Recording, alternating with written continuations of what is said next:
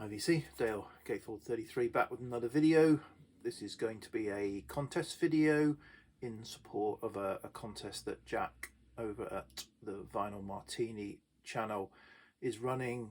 Push to 600 subs celebratory contest.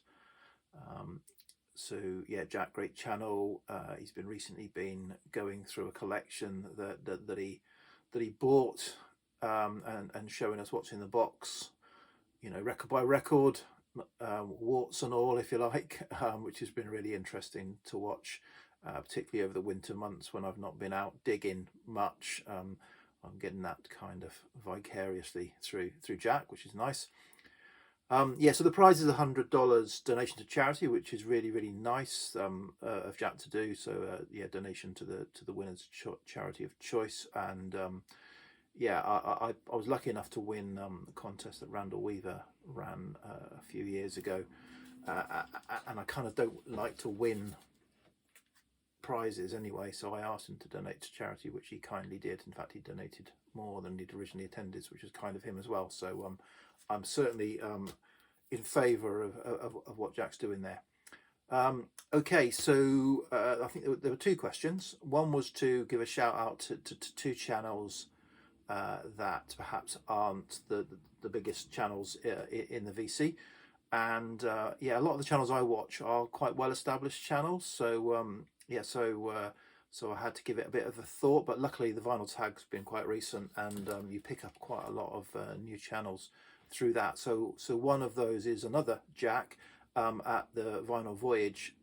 He's a new channel to me and a new channel. He did his first video as part of the VC vinyl tag up in Scotland, and yeah, again, he's been picking up a few, or going through a few collections recently and showing some lovely finds from those. And yeah, just starting to kind of get to know what his tastes are, but he's certainly got a really great taste around the kind of UK indie alternative area, as well as a much broader taste than that. So yeah, that's one channel.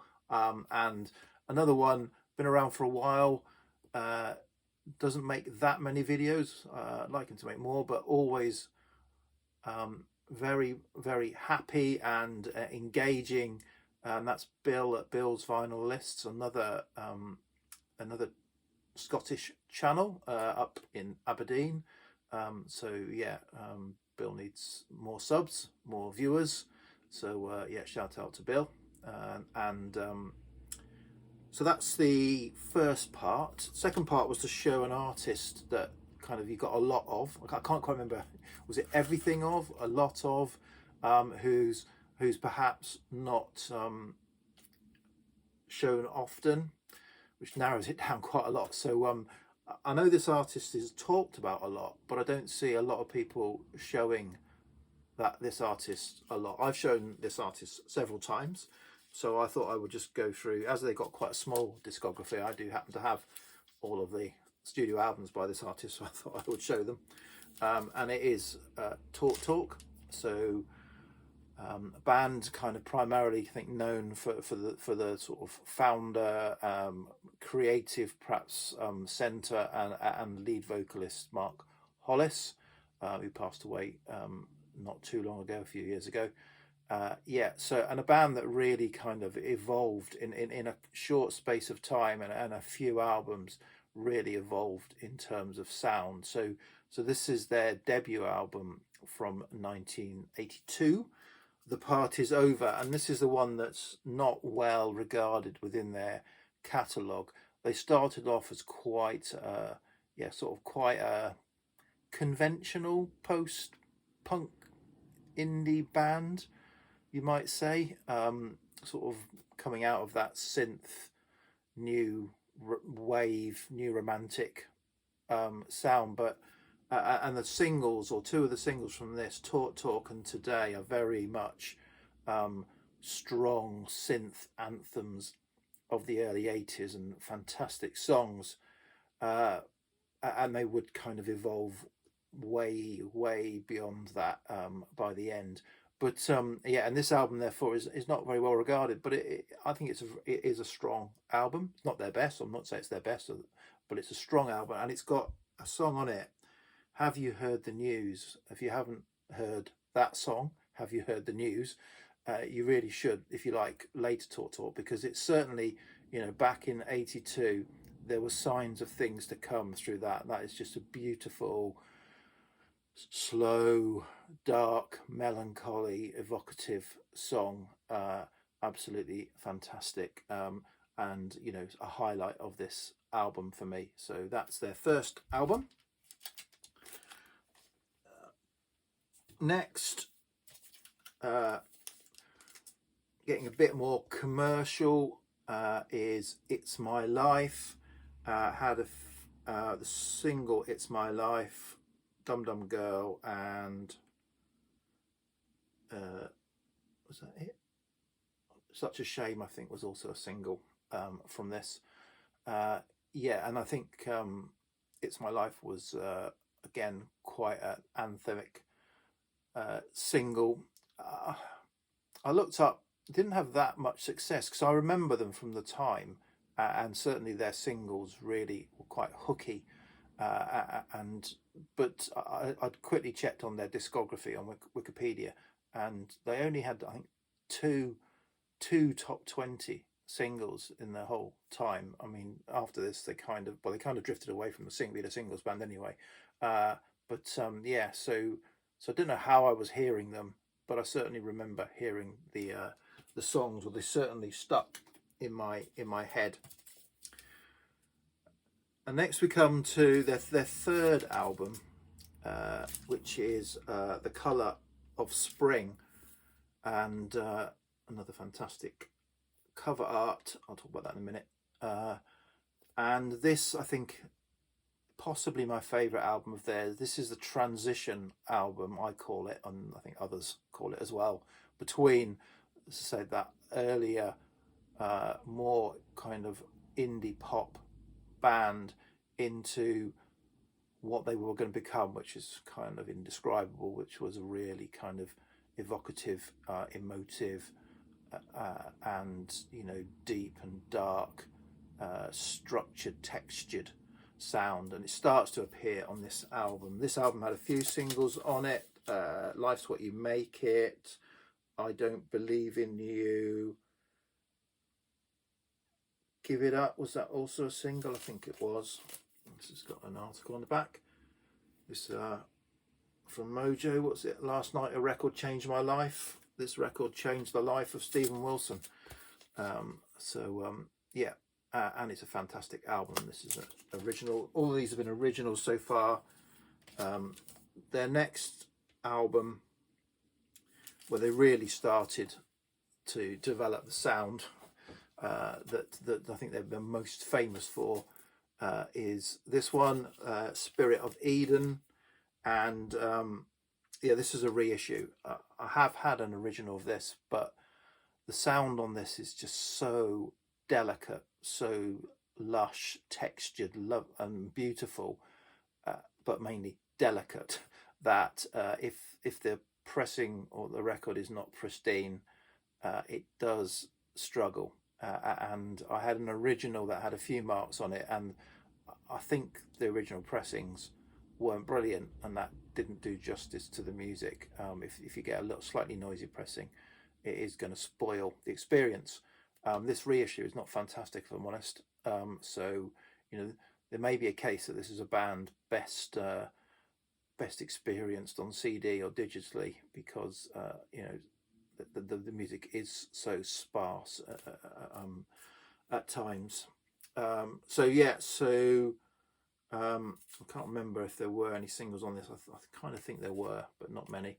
So let's say this is seen by many as their peak. As I say, I'm torn between this and the previous album. And then finally,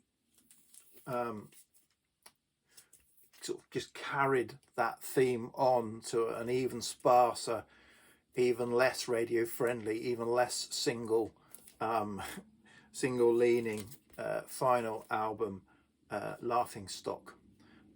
which was it 1991? This is an original 91 that I was lucky enough to find at a car boot sale for a ridiculous price a couple of years ago. I don't think it had been played. Certainly when I took the record out of the inner sleeve, it felt like it had never come out of the inner sleeve. So yeah, lovely album, Laughing Stock, but said not my favourite. And then you could get the very best. I wouldn't necessarily recommend that. It's a good intro, or I think that's maybe a better intro. It's got a few more tracks on it, and a few more single mixes. But if you want to get into Talk Talk, because Talk Talk are an albums band, they're not really a singles band apart from the earlier stuff. So I think you need to experience the albums. So a compilation, so singles. I've only got one 12-inch single in the 2024, the year of the singles. I'm hoping to add to that, but I've got one single. But they did do some nice B-sides. So this single, Life's What You Make It, which is one of the most prolific singles and has been reissued a number of times, is the only one I have on 12-inch. But that's got a fantastic It's Getting Late in the Evening B-side on it, which is one of the main reasons I've kept this. But now I'll look for a few more. And then, so that was 91. Talk Talk finished just the 5 albums, but several years later, Mark Hollis came back with a solo album in '98. There's Mark Hollis. Sid sadly departed, and again, I listened to this last night, and even sparser, hardly breathing to speak or sing. Yeah, absolutely, yeah, fantastic. Again, that's not brilliant pressing, unfortunately, doesn't do justice to the music. Here's a book put together by James Marsh, who did the lovely artwork that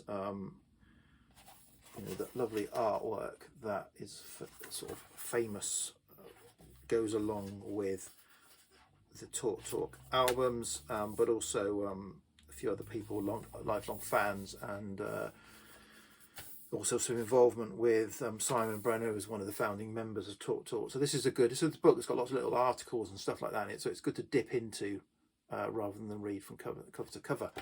And I do remember, sorry, this is going on a bit long. I remember it might have been, was it after? I think it might have been after Mark Hollis died. I know Mark Radcliffe and Stuart McConey on their Saturday or Sunday morning show were doing a tribute, and they had someone in who was talking about, I can't remember if it was a book or an exhibition or whatever was coming out, but anyway, talking about how certainly the later Talk Talk albums were put together by Mark Hollis. Mark Hollis was kind of quite unconventional, and quite strange, shall we say, and those last 2 albums were just kind of texture upon texture upon texture of music, and apparently he built that up from musicians would come in and he was sort of quite uncommunicative, and literally they would come in, a saxophonist would come in or a guitarist would come in, and he would just stare at them and not give them any instruction or whatever, and they'd just play something, and then he had that repeated over and over again, and from that he would pull together the if you like the tracks that would go to form, build up to the layers that would build up the songs. I don't know if that's true. It seemed to be true for somebody who was there. And yeah, so a weird way to put together an album by not telling anyone, deliberately not telling anyone who's coming in to play on it what you want them to do, how you want them to play, and what you want them to achieve.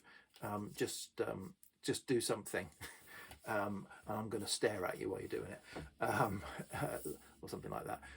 Yeah, so sorry, I rambled on there. Good luck with the contest, Jack. I'll put the links of the other channels that I mentioned and Jack's channel as well. And yeah, cheers, VC. Bye.